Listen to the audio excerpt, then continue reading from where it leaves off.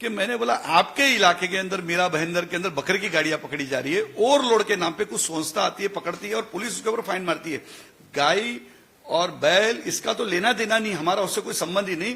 जब देवेंद्र फडणवीस जी मुख्यमंत्री जी ने, एकनाथ शिंदे जी ने कहा कि गौ वंश को मारना नहीं चाहिए, वो हमारी माता है, धर्म का मामला है, तो 100% हमारा उससे कोई लेना देना नहीं। लेकिन बकरे की गाड़ी को क्यों रोका जा रहा है, ये एक सबसे बड़ा सवाल है।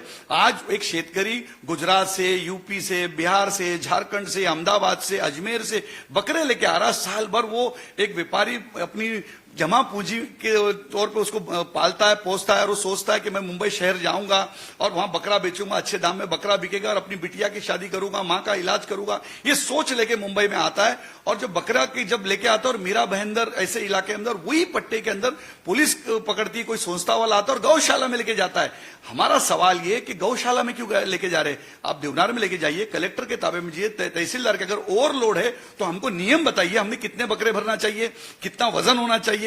ये तो लाइट व्हीकल है, बकरे अगर मुझे 10 टन का अगर परमिशन एक ट्रक के अंदर दिया गया, मेरा तो 5 टन माल है, तो ओवरलोड आप कैसा मानते हो, ये हमारा सवाल है। और उसके नाम पे हमारी गाड़ी को क्यों ले जाते, क्योंकि बकरे वाले की मजबूरी क्या होती है, व्यापारी की, बकरा खड़ा रख के लाना पड़ता। अगर आधी गाड़ी होगी तो ब्रेक मारेगा तो बकरा दब के मर जाएगा, तो वो एक सिस्टम है। तो हमको केज सिस्टम बना के दो, कैसा केज बनाना चाहिए, सरकार ने हमको भी उसकी बरोबर मालूमात दो, ताकि हमको इस संस्था वाले जो परेशान कर रहे और कई जगह पे लूट लेते। अभी तो मालेगांव के अंदर बंदूक दिखा के पिछले साल गोली मार दी गई। अब क्या करेगा कसाई, क्या करेगा कुरैशी बिरादरी, क्या करेगा व्यापारी, गोली मार रहे और उसके ऊपर कोई कार्रवाई नहीं हो रही है। हम लोग अगर धंधा करना चाहिए, नहीं करना चाहिए, और अलग अलग हम उसका बिल्कुल विरोध करते हैं। बिल्डिंगों में नहीं काटना चाहिए, रास्ते पे बकरे नहीं लाना चाहिए, जिसकी वजह से किसी को तकलीफ, कई बिल्डिंग के अंदर किसी को हार्ट का प्रॉब्लम होता है, दम्मे का प्रॉब्लम होता है, उसकी बास नहीं चलती, उसकी बदबू नहीं चलती, ये हम मानते हैं। जहां जहां सरकार ने हमको जगह दी है,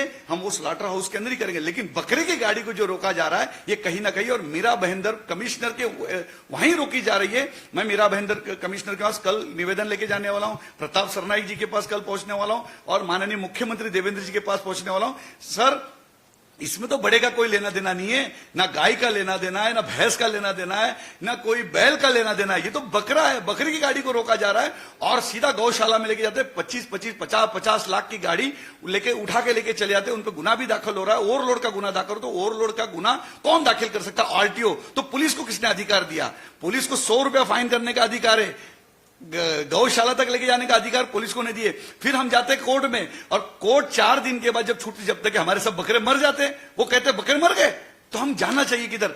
एक कसाई जो होता है, कुरैशी जो होता है, वो 1 किलो 2 किलो के ऊपर उसका पूरा रेंज चलता है कि मुझे अगर इसमें 1000 का मुनाफा हो, यानी 1000 रुपए किलो, 1 किलो का अगर मुनाफे की बात करते, लेकिन वहां खाना नहीं मिलने की वजह से गौशाला के अंदर उसका वजन 3 किलो घट जाता है, तो हमारा तो नुकसान है, मतलब लाख के बेच भी नहीं सकता। इस तरीके की परिस्थिति आज कुरैशी बिरादरी पे आई है, मुसलमानों पे आई है।